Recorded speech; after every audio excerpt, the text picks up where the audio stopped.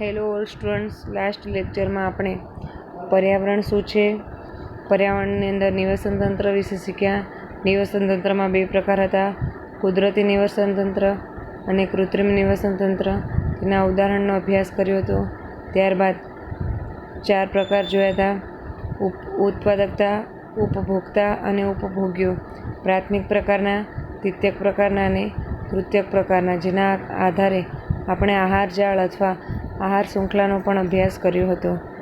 ત્યારબાદ ઉર્જા તેમાં કઈ રીતે ભાગ ભજવે છે અને વિવિધ આહાર શૃંખલા દ્વારા બનતી આહાર જાળનો અભ્યાસ કરવાનો છે.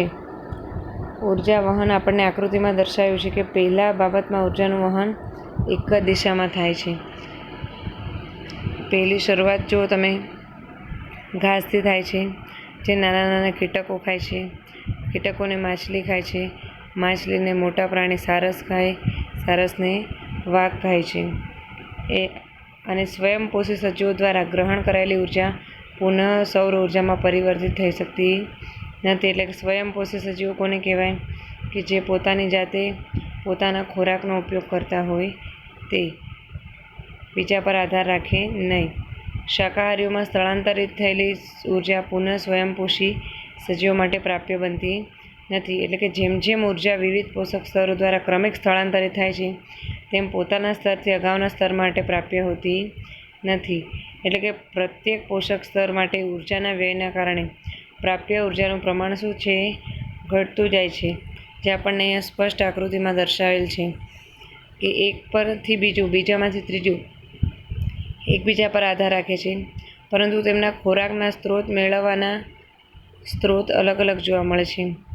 જેમાં તે એક જ દિશામાં ખોરાક લેતા નથી. અલગ અલગ દિશામાં અલગ અલગ માધ્યમ દ્વારા તે પોતાનો આહાર શોધે છે. એટલે કે આહાર શૃંખલાની બીજી બાબત એ પણ છે કે આપણી જાણકારી વિના કેટલાક હાનિકારક રાસાયણિક પદાર્થો આહાર શૃંખલામાંથી પસાર થઈને આપણા શરીરમાં પ્રવેશે છે, જેનો અભ્યાસ તમે ધોરણ 9માં કરી ગયા છો. એમાં સૂર્યપ્રકાશમાંથી કોણ ઉર્જા મેળવશે? ઉત્પાદક. ઉત્પાદકોમાંથી તૃણાહારી, તૃણાહારીમાંથી માંસાહારી, માંસાહારીમાંથી ઉચ્ચ કક્ષાના માંસાહારીઓ. એટલે કે એક જ નિવસન તંત્રમાં શું થાય છે? ઉર્જાનું વહન. હવે જળ પ્રદૂષણ કેવી રીતે થાય છે?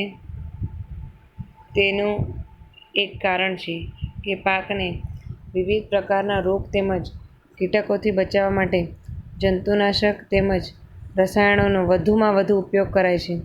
આ રસાયણો વહી જઈને માટીમાં અથવા પાણીના સ્ત્રોતમાં ભળી જાય છે. તમે જાણો છો કે પ્રદૂષણનું પ્રમાણ દિન પ્રતિદિન વધ્યું છે, જેમાં જળ પ્રદૂષણના કારણે પાકને નુકસાન પહોંચે છે. અને પાકને વધારે વૃદ્ધિ થાય તે માટે અલગ અલગ પ્રકારના રસાયણોનો છંટકાવ કરવામાં આવે છે. એટલે કે માટીમાંથી આ પદાર્થોનું વનસ્પતિઓ દ્વારા પાણી તેમજ ખનિજોની સાથે સાથે શું થાય છે? શોષણ થાય છે. અને જળાશયોમાંથી તે જલીય વનસ્પતિઓ તેમજ પ્રાણીઓમાં પ્રવેશ કરે છે. જ્યારે પાણીનું ધોવાણ થાય છે વરસાદ સમયે, ત્યારે પાણી અનેક રીતે અનેક જગ્યાઓમાં સંગ્રહ પામે છે. જેમાં અમુક પાણી જળાશયોમાં પણ સંગ્રહિત થાય છે, જેના કારણે તેની અંદર રહેલા જલીય વનસ્પતિ અને પ્રાણીઓને પણ નુકસાન કરે છે. એટલે કે તેઓ આહાર શૃંખલામાં પ્રવેશ કરે છે. કારણ કે આ પદાર્થો જૈવિક અવિઘટનીય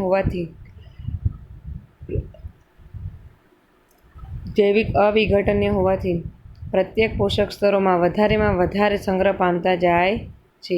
જૈવિક અવિઘટનીય અને જૈવિક વિઘટનીયમાં તફાવત શું છે?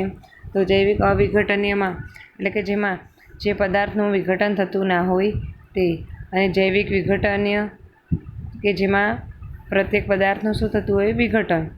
એટલે કે જો વિઘટન ના થતું હોય તો તે શું થાય છે? સંગ્રહ પામે છે. એટલે કોઈ પણ આ શૃંખલામાં મનુષ્ય અગ્રસ્થાને હોય છે. તેથી આપણા શરીરમાં આ રસાયણો સૌથી વધુ માત્રામાં શું પામેલા હોય છે? સંગ્રહ પામેલા હોય છે. આ ઘટનાને જૈવિક વિશાલન કહેવામાં આવે છે. આ કારણે આપણે ખાદ્ય પદાર્થો જેવા કે ઘઉં, ચોખા, શાકભાજી, ફળ અને માંસમાં પણ જંતુનાશક રસાયણોની વિવિધ માત્રામાં હાજરી જણાય છે. જેમાં પાણીથી ધોઈને કે અન્ય રીતે તેમને દૂર કરી શકાતા નથી. આપણે જાણીએ છીએ કે બજારમાં અનેક પ્રકારના ખાદ્ય પદાર્થો મળે છે, અનાજ મળે છે, શાકભાજી મળે છે, ફળ મળે છે, આ બધાને અંદર રસાયણોની માત્રા જોવા મળે છે. હવે જોઈએ કે આપણી પ્રવૃત્તિઓ પર્યાવરણને કેવી રીતે અસર પહોંચાડી શકે છે. આપણે જાણીએ છીએ કે પર્યાવરણનું પ્રદૂષણ દિન પ્રતિદિન વધતું જાય છે, જેમાં માનવીની અમુક પ્રવૃત્તિઓ, અમુક ઉદ્યોગોના આધારે પ્રદૂષણની માત્રામાં શું થયું છે? વધારો. એટલે કે પર્યાવરણમાં થતું પરિવર્તન મનુષ્ય માનવ જીવનને, સંપૂર્ણ પ્રકૃતિને પણ અસર પહોંચાડે છે. એટલે કે આપણી પ્રવૃત્તિઓ ચારે તરફના પર્યાવરણને પણ અસર પહોંચાડે છે, જેનો અભ્યાસ તમે ધોરણ 9માં કર્યો છે કે પર્યાવરણને કોઈને કોઈ પ્રકારે પ્રભાવિત કરે છે. એટલે કે આ ભાગમાં આપણે પર્યાવરણ સંબંધી 2 સમસ્યાઓના વિષયમાં વિસ્તૃત ચર્ચા કરીશું, જેમાં એક છે ઓઝોન સ્તરનું વિઘટન અને બીજું છે કચરાનું વ્યવસ્થાપન. હવે ઓઝોન સ્તર તમે જાણો છો તેનું કેવી રીતે વિઘટન થાય છે. તો ઓઝોન લેયર, ઓઝોનનો અણુ ઓક્સિજનના 3 પરમાણુથી બને છે, જ્યારે સામાન્ય ઓક્સિજન જેના અણુમાં કેટલા પરમાણુ હોય છે? 2. O2 તરીકે આપણે ઓળખીએ છીએ ને. એટલે કે ઓક્સિજન બધા પ્રકારના જારક સજીવો માટે આવશ્યક છે. ઓઝોન એક ઘાતક વિષ છે. એટલે કે ઓક્સિજનના બધા પ્રકારના જારક સજીવો માટે તે આવશ્યક છે.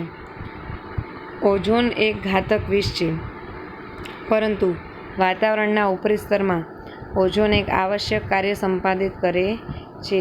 તે સૂર્યમાંથી આવતા પારજાંબલી કિરણોને પૃથ્વીથી રક્ષણ આપે છે, જેના કારણે આપણી ત્વચાને કોઈપણ પ્રકારનું નુકસાન થતું નથી.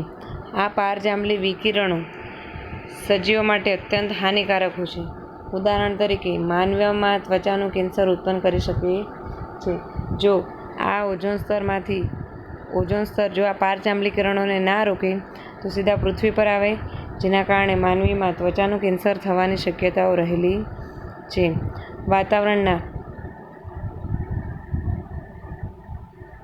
વાતાવરણના ઉચ્ચ સ્તર પર પારજાંબલી વિકિરણો એટલે કે અલ્ટ્રાવાયોલેટ વિકિરણોની અસરથી ઓક્સિજન અણુઓથી ઓઝોન બને છે.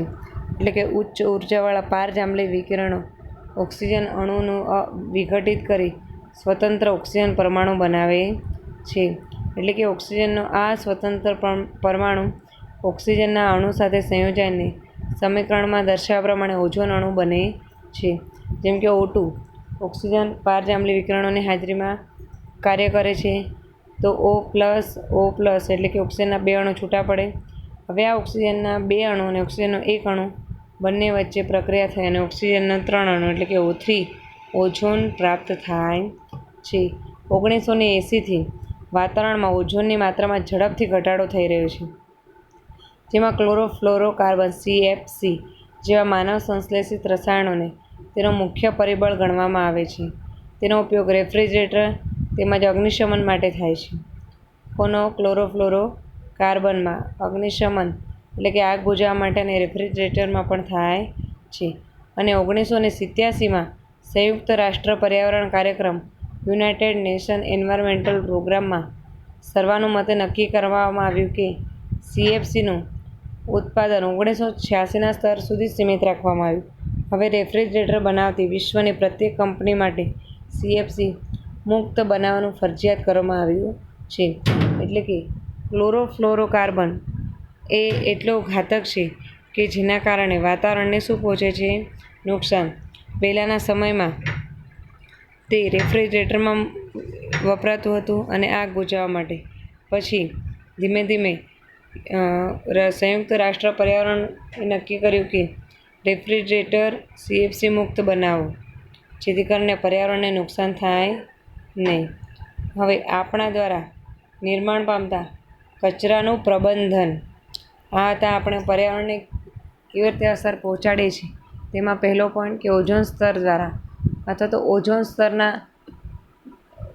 ઓઝોન સ્તરના લેયર તૂટવા માટે પણ ઔદ્યોગિક રીતે માનવ પણ જવાબદાર છે, જે અલગ અલગ પ્રકારના ઉદ્યોગોના કારણે તેના ધુમાડાથી પ્રદૂષણ ફેલાવે છે અને ઓઝોન સ્તરને નુકસાન પહોંચાડે છે. હવે જોઈએ કે આપણા દ્વારા નિર્માણ પામતા કચરાનું પ્રબંધન. કચરો તો બધા કરે જ છે, જ્યાં ત્યાં બધા ફેંકી દે છે. જોઈએ આપણી દૈનિક ગતિવિધિઓમાં આપણે ઘણા એવા પદાર્થોનું નિર્માણ કરીએ છીએ જેને આપણે ફેંકી દઈએ છીએ. આ નકામા પદાર્થો ક્યાં છે? જ્યારે આપણે તેને ફેંકી દઈએ છીએ ત્યારે તેઓનું શું થાય છે? તો જોઈએ, આપણે ઘરે કચરો એકત્રિત કરીએ, પ્રવૃત્તિ દ્વારા સમજીએ, અને આખા દિવસમાં ઉત્પન્ન થયેલો કચરો, જેમ કે રસોડાનો કચરો, વાસી ખોરાક, શાકભાજીના છોતરા, ચાનો ઉપયોગ કરેલા પાન, દૂધની ખાલી થેલીઓ, ખાલી ડબ્બા, નકામા કાગળ, દવાની ખાલી શીશી, સ્ટ્રીપ્સ, બબલ પેક, જૂના ફાટેલા કપડાં, તૂટેલા જૂતા વગેરે હોઈ શકે છે. કચરો તો ઘણા પ્રકારનો હોય. તેને શાળાના બગીચામાં એક ખાડો ખોદીને શું કરવાનું છે? તેને દબાવી દો. જો એવું સ્થાન ન પ્રાપ્ત થાય તો કચરાને કોઈ જૂની ડોલમાં અથવા કુંડામાં એકત્રિત કરી 15 સેન્ટીમીટર જાડી માટીના સ્તરથી ઢાંકી દો. તેને પાણીનો છંટકાવ કરીને ભીનું રાખો. 15 દિવસ પછી અવલોકન કરજો. શું પરિવર્તન આવે છે? તેમાં કયા પદાર્થો છે? જે પદાર્થોના સ્વરૂપમાં સમયની સાથે પરિવર્તન આવે તે કયા પદાર્થો છે? અને કયા પદાર્થોમાં ઝડપી પરિવર્તન આવ્યું છે? આ પ્રયોગ તમે ઘરે પણ કરી શકો છો. આપણે જૈવિક પ્રક્રિયાઓના પ્રકરણમાં અભ્યાસ કર્યો કે આપણે ખોરાક આપણા દ્વારા ખાધેલો કે ભોજનમાં લીધા ખોરાકનું પાચન વિવિધ ઉત્સેચકો દ્વારા થાય છે.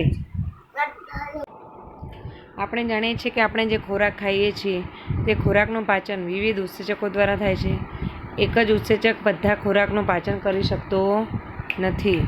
ઉત્સેચકો પોતાની ક્રિયામાં ચોક્કસ હોય છે, એટલે કે કોઈ વિશેષ પ્રકારના પદાર્થનું પાચન કે વિઘટન કરવા માટે વિશિષ્ટ ઉત્સેચકની જરૂરિયાત હોય છે. એટલે જ કોલસા ખાવાથી આપણને ઉર્જા પ્રાપ્ત થતી નથી. આ કારણે જ પ્લાસ્ટિક જેવા માનવ નિર્મિત ઘણા બધા પદાર્થોનું વિઘટન જીવાણુ કે અન્ય મૃત્યુજીવીઓ દ્વારા થઈ શકતું નથી. એટલે કે દરેક વસ્તુ આપણે જે ખોરાકનો ઉપયોગ કરીએ છીએ તે ખોરાકનું પાચન ઉત્સેચકો દ્વારા થાય છે, પરંતુ જે માનવ નિર્મિત પદાર્થો છે જેમ કે પ્લાસ્ટિક છે, અન્ય બીજો કચરો છે, તેમનું વિઘટન થઈ શકતું નથી. પ્લાસ્ટિક એક એવું પદાર્થ છે જેનું વિઘટન થતું નથી. તેને તમે જમીનમાં દાટી દો, 15-20 દિવસ, મહિના, વર્ષો પછી પણ તમને પ્લાસ્ટિક એની એ જ પરિસ્થિતિમાં જોવા મળશે. એટલે કે પ્લાસ્ટિક જેવી વસ્તુનું વિઘટન થતું નથી, જેના કારણે ભૌતિક ક્રિયા જેવી કે તાપમાન અને દબાણની અસર થાય છે, પરંતુ સામાન્ય અવસ્થામાં તેઓ લાંબા સમય સુધી પર્યાવરણમાં અવિઘટિત સ્વરૂપે ટકી રહે છે. જો ક્યાંક કચરામાં કોઈપણ પ્રકારના બહાર ફરતા પ્રાણીઓ પ્લાસ્ટિક જેવો કચરો જો ખાઈ જાય છે તો તેમના પેટની અંદર પણ એની એ જ પરિસ્થિતિમાં પડી રહે છે, કારણ કે તેમનું ખોરાક તરીકે પણ પાચન થતું નથી અને જમીનમાં પણ તેનું વિઘટન થતું નથી. એટલે કે જે પદાર્થો જૈવિક ક્રિયા દ્વારા વિઘટિત થાય છે તેને જૈવ વિઘટનીય પદાર્થો કહે છે. ઉદાહરણ તરીકે ખાડામાં દાટેલા પદાર્થો જૈવ વિઘટનીય કહેવાશે. જો તેમનું વિઘટન થાય તો જૈવ વિઘટનીય કહેવાશે. જે પદાર્થો જૈવિક ક્રિયામાં વિઘટન પામતા નથી તેવા પદાર્થોને જૈવ અવિઘટનીય પદાર્થો કહેવાય છે. એટલે કે જે પદાર્થોનું વિઘટન થતું નથી અને લાંબા સમય સુધી ક્યાં જોવા મળે છે? પર્યાવરણમાં. ઉદાહરણ તરીકે પ્લાસ્ટિક. અને આ દરમિયાન પર્યાવરણના અન્ય સભ્યોને પણ શું કરે છે? નુકસાન પહોંચાડે છે. આપણો લેક્ચર અહીંયા સુધી રાખીશું.